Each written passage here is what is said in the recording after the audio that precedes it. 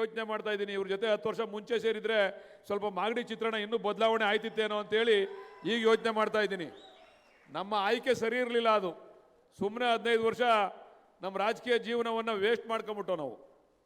ಪಾಪ ಅವ್ರು ಹೇಳಿದ್ರಂತೆ, ಏನು ಸತ್ತೆಗಾಲದಿಂದ ಕಣ್ವಾದಿಂದ ವೈಜಗುಡ್ಡಕ್ಕೆ ನಾನು ನೀರು ಬಿಟ್ಟಿದ್ದು ಅಂತೇಳಿ.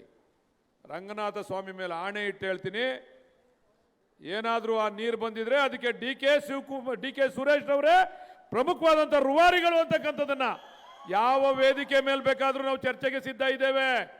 ತಾನು ಮಾಡದೇ ಇರತಕ್ಕಂಥ ಕೆಲಸನ ತಾವು ಹೇಳ್ಕೋಬಾರ್ದು ಎಲ್ಲುವೆ. ಡಿ ಕೆ ಶಿವಕುಮಾರ್ ಅವರು ಅವತ್ತು ನೀರಾವರಿ ಸಚಿವರಾಗಿದ್ರು ಸಮ್ಮಿಶ್ರ ಸರ್ಕಾರದಲ್ಲಿ. ಅವತ್ತು ಡಿ ಕೆ ಸುರೇಶ್ ಅವರು ಪಟ್ಟಂತ ಪರಿಶ್ರಮ ಇವತ್ತು ನಮಗೇನಾದರೂ ಕೂಡ ಇಲ್ಲಿಗೆ ನೀರು ಬರ್ತಾ ಇದೆ, ವೈಜಿಗುಡ್ಡಕ್ಕೆ ನೀರು ಬರ್ತಾ ಇದೆ, ಮಂಚಿನ ಬೆಲೆಗೆ ನೀರು ಬರ್ತಾ ಇದೆ.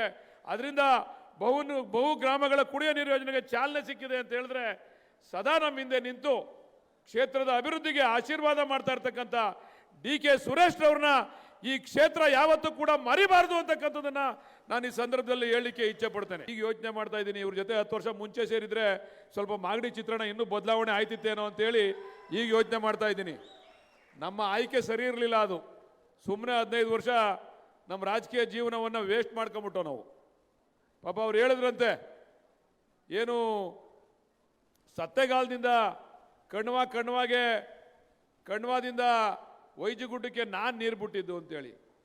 ರಂಗನಾಥ ಸ್ವಾಮಿ ಮೇಲೆ ಆಣೆ ಇಟ್ಟು ಹೇಳ್ತೀನಿ, ಏನಾದರೂ ಆ ನೀರು ಬಂದಿದ್ರೆ ಅದಕ್ಕೆ ಡಿ ಕೆ ಸುರೇಶ್ ಅವರೇ ಪ್ರಮುಖವಾದಂಥ ರೂವಾರಿಗಳು ಅಂತಕ್ಕಂಥದ್ದನ್ನ ಯಾವ ವೇದಿಕೆ ಮೇಲೆ ಬೇಕಾದರೂ ನಾವು ಚರ್ಚೆಗೆ ಸಿದ್ಧ ಇದ್ದೇವೆ. ತಾನು ಮಾಡದೇ ಇರತಕ್ಕಂಥ ಕೆಲಸನ ತಾವು ಹೇಳ್ಕೋಬಾರ್ದು ಎಲ್ಲುವೆ.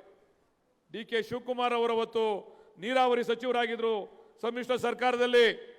ಅವತ್ತು ಡಿ ಕೆ ಸುರೇಶ್ ಅವರು ಪಟ್ಟಂತ ಪರಿಶ್ರಮ ಇವತ್ತು ನಮಗೇನಾದರೂ ಕೂಡ ಇಲ್ಲಿಗೆ ನೀರು ಬರ್ತಾ ಇದೆ, ವೈಜಿಗುಡ್ಡಕ್ಕೆ ನೀರು ಬರ್ತಾ ಇದೆ, ಮಂಚಿನ ಬೆಲೆಗೆ ನೀರು ಬರ್ತಾ ಇದೆ.